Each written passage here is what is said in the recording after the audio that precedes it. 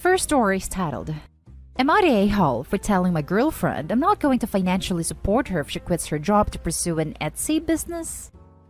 I've, 27 male, been dating my girlfriend, 25 female, for almost a year now.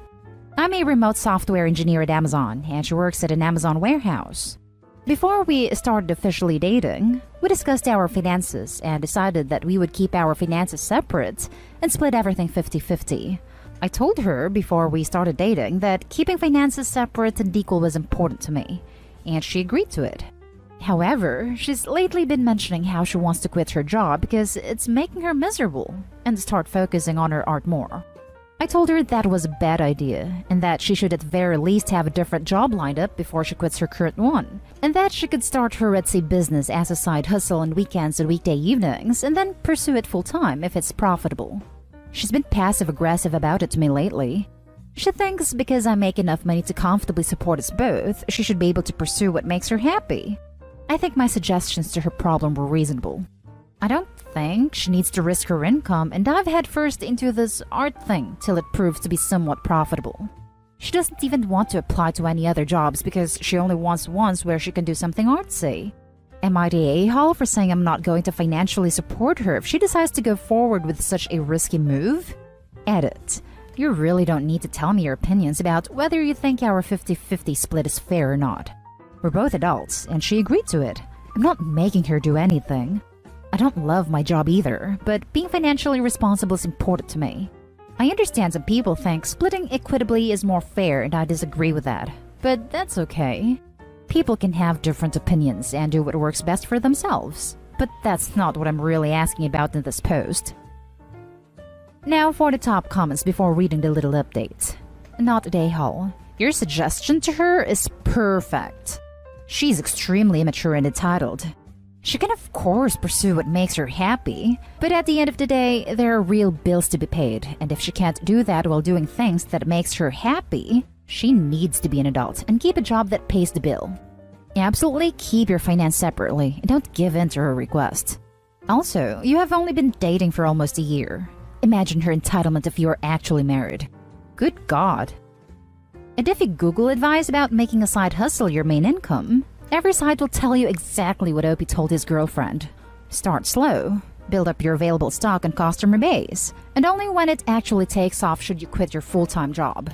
She's setting herself up to fail by going all in without anything set up at all. If I was her boyfriend, of only 1 year, I wouldn't want to completely support another capable, able-bodied adult either. Agreed. And she is making the suggestion because she is hoping to use Opie as her safety net. Not the a-hole. She's a new girlfriend, not a wife/sugar baby. You agreed to terms before you started dating, and now she figures she's riding the gravy train. I'd say this is a red flag, and to be careful about how she responds next. Not the a-hole. This is a girlfriend of only 1 year, not a wife or even a fiancé. There is zero obligation to financially support her, especially when she seems to have no idea how to run her own business and hasn't even tried her hand at it yet. She seems to want to be a sugar baby and is already getting passive-aggressively upset at Opie's refusal to fund her artsy lifestyle plans. Don't do it, Opie. It will just make the breakup extra ugly and guilt-ridden. Update. I'm breaking up with her.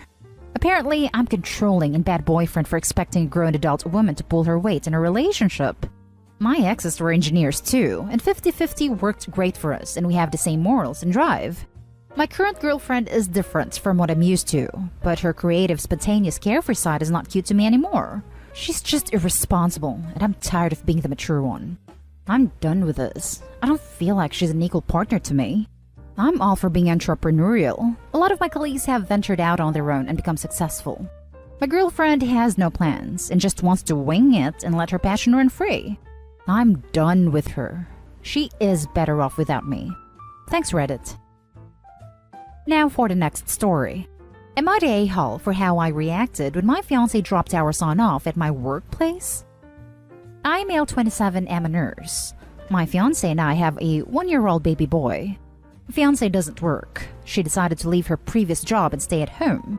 We've agreed that since I'm the one working, she's the one handling home chores. Our son's care is shared, meaning there are times when I handle his feeding, /bathing, /cleaning, etc. However, I made it clear that when it's time for work, she should be taking responsibility. So far, everything has been going according to what we agreed upon. But recently, she's been complaining about my shift hours changing, which is something I can't control obviously, because currently the unit lacks in nurses, and it's impossible for me to do day-to-day planning because sometimes I'd work 12 hours. Sometimes 15. So it's quite unpredictable. But I do my best to spend time at home and give my fiancée time for herself. Her cousin's wedding was 2 days ago. That morning, my fiancé wanted me to skip work and stay home with our son so she'd go to the salon with her sisters.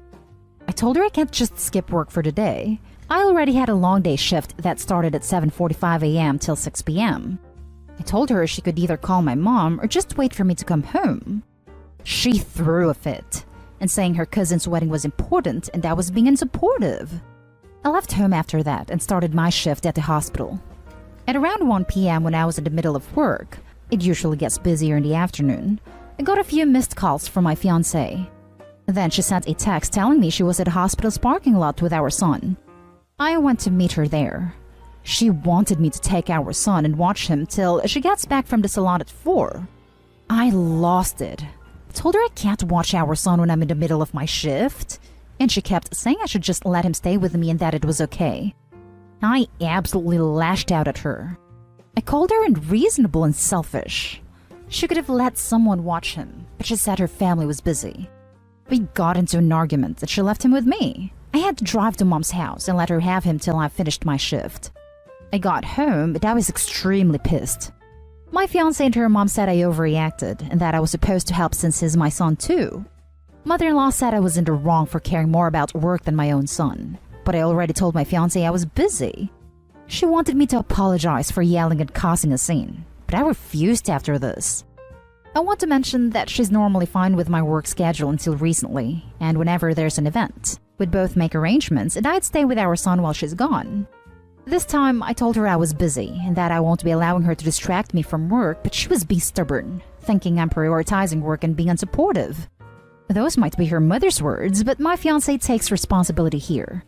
This misunderstanding, as my fiancé calls it, could have ended with a discussion, but her mother is determined to paint me as a bad parent who isn't pulling weight and taking part in the responsibility in caring for our son. I'm tired of her and how she keeps judging me while ignoring her daughter's behavior. Mother-in-law said I was in the wrong for caring more about work than my own son.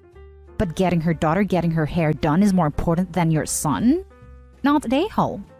You're right. My mother-in-law is just trying to put the blame on me no matter how hard I try to explain to her that her daughter and I already talked about it, and that my work is important to me. I realized that this is my son too, and that he's my responsibility as well. But my fiancé is acting selfish at this point, and her mom refuses to see it. She put your son at risk and didn't care. You should be the one fuming at both of them. What was your son supposed to do at your work? Wearing a mask being 1-year-old? Shaking my head. Piggybacking onto this comment to ask Opie, why are you so focused on what the mother-in-law says? She can do a running jump. Have this discussion with your fiancé in private. Cut out the mother-in-law. Not the a-hole. Not the a-hole.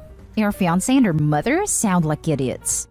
Mother-in-law said I was in the wrong for caring more about work than my own son. Her daughter cared more about a salon appointment than her own son. Do you really want to marry into this? Fiancé also took their 1-year-old to hang out at the hospital in the middle of a pandemic, exposing him to all sorts of diseases because she wanted to get her hair done. I'd be livid. Not the a-hole, and if I were you, I'd reconsider tying yourself to such a selfish, self-centered woman.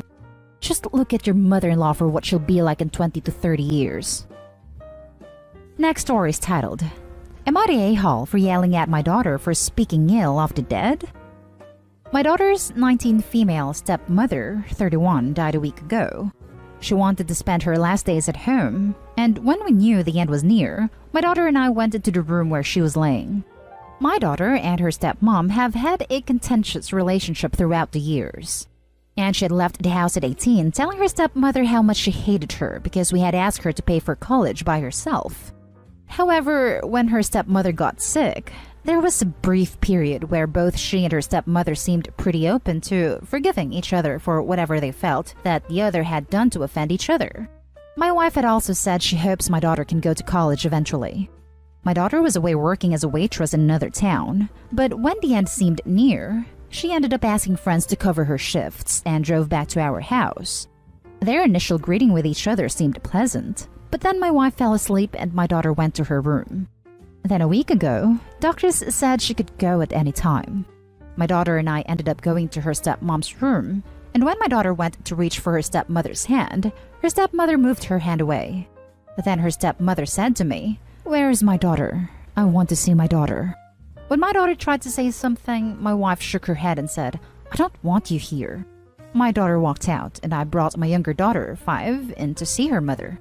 When I went to see my daughter later, she said she acknowledged that her stepmom was probably in a lot of pain. My wife died the next morning. My entire spirit is broken, and planning her burial the way she would have wanted and being with my 5-year-old has been the only thing that's kept me alive. After the small funeral we had, I let my daughter go over to my late wife's sister's home. The rest of the people from my family gathered to talk, including my older daughter. We were talking about how much my wife had to look forward to and how badly we feel for my daughter. My older daughter suddenly snapped and stood up saying, "Can we just get out what everybody except my dad is feeling?" She was a complete and utterly awful person who has done so much to make each of our lives miserable. Are we going to continue to pretend that she's a saint now that she's gone? I flipped out and told my daughter she could leave my house if she wants to continue speaking ill of the dead, and that I couldn't think of anything lower than speaking about someone who can't defend themselves, so she should settle for anger towards my wife on her own. My daughter ended up packing up her things and saying she was leaving. My relatives all got mad at me and asked if I was making talking about what kind of person my late wife was taboo forever. I told them that I didn't want to hear any of it, especially when we just buried her. Am I the a-hole? Now for the top comments. You're the a-hole. I can't imagine what you must be feeling having lost your wife. However, one of your wife's final acts was to cast your daughter aside. Your daughter seems to think that you enabled or allowed a lot of mistreatment by your former wife. I don't know how true that is, but from what you did tell us of her actions, it doesn't sound good. You sound like the kind of father that squashed down mistreatment of your own child, or put your head in the sand so as to not deal with it, and enable your wife's poor treatment of your daughter. Which is what you're doing once again. In fact, the reason this has likely happened is because you permitted your wife to treat your daughter poorly over the years, which built up a lot of resentment. I understand you're grieving the loss of a wife. Again, I can't even fathom that. But you're going to lose a daughter soon too. It's time to start cutting your losses.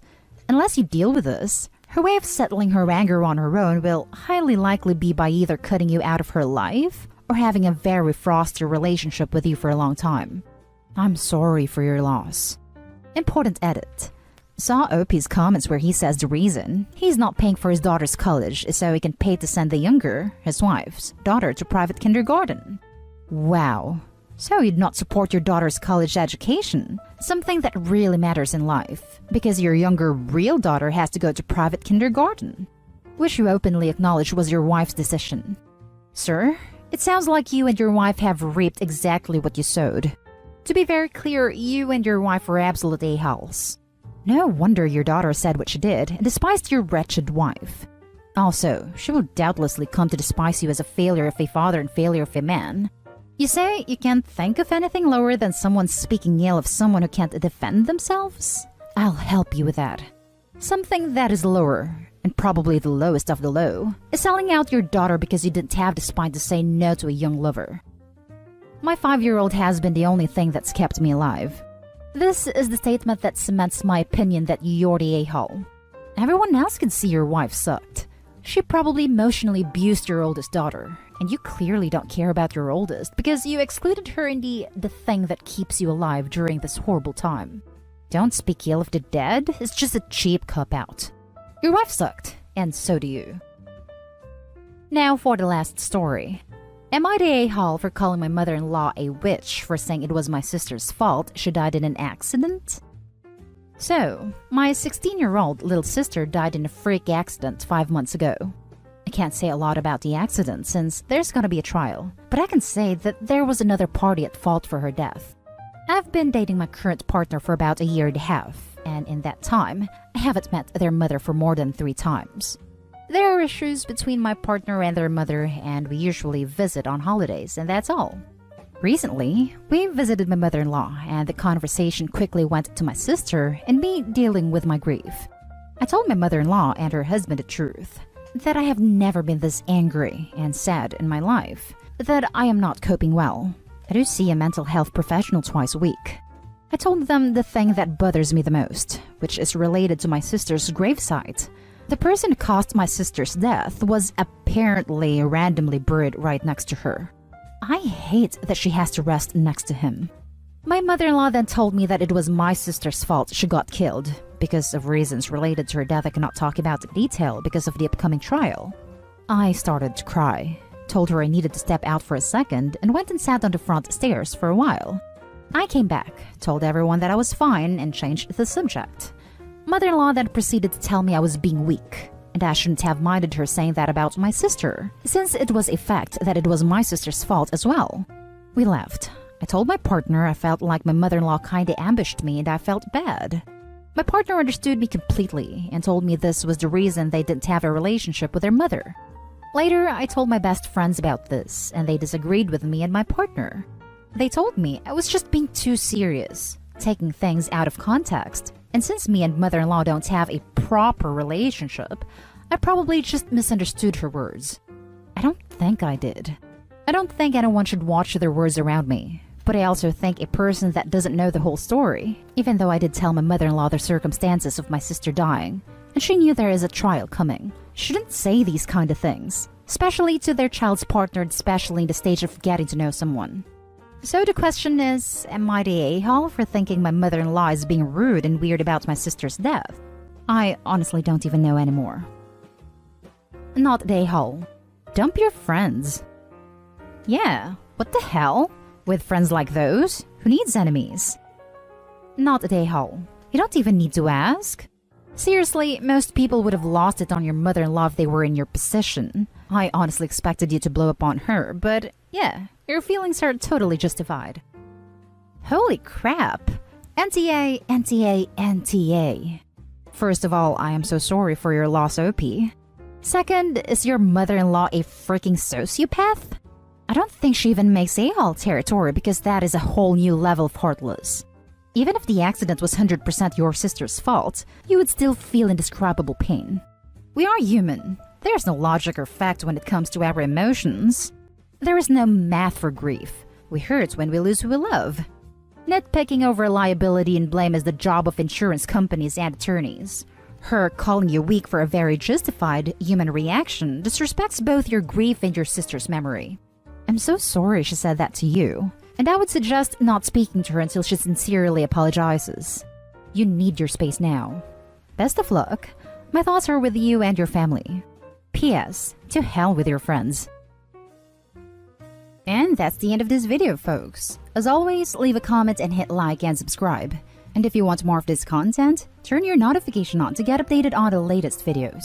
And I'll catch you in the next one. Stay safe.